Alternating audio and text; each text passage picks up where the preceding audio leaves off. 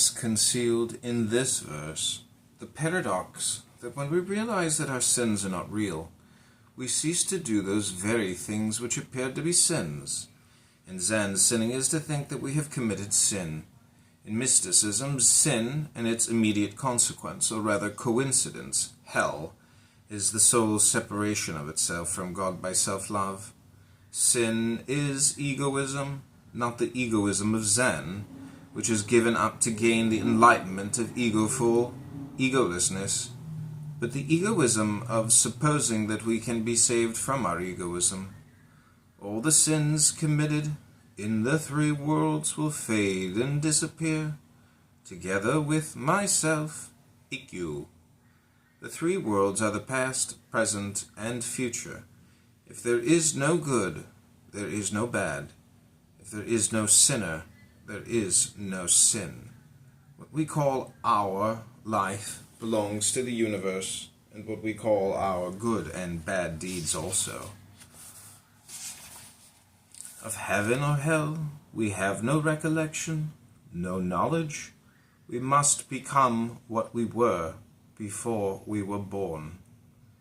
If there is heaven or hell for us after death, there must have been heaven or hell for us before birth.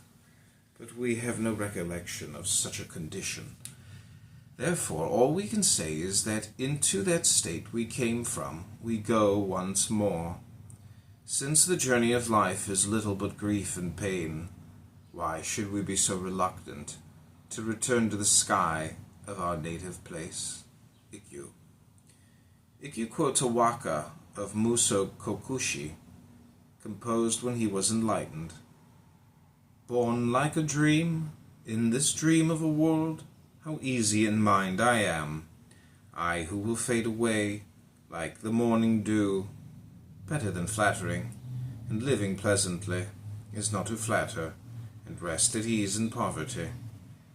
Perhaps Ikkyu was thinking of Toenmei, one of the most famous of those who would not bend their backs to obtain office or fame. And though you practice virtue, do not grieve that misfortune rises. The guilty karma of the previous world is vanishing away. Grief and pain in this world is explained by the theory of reincarnation as the atonement for sins committed by us in previous lives. This explanation, which seems to stand or fall by an unacceptable doctrine of rebirth, has yet some independent validity in human experience as we see when we compare it with the Christian doctrine of the vicarious suffering of Christ.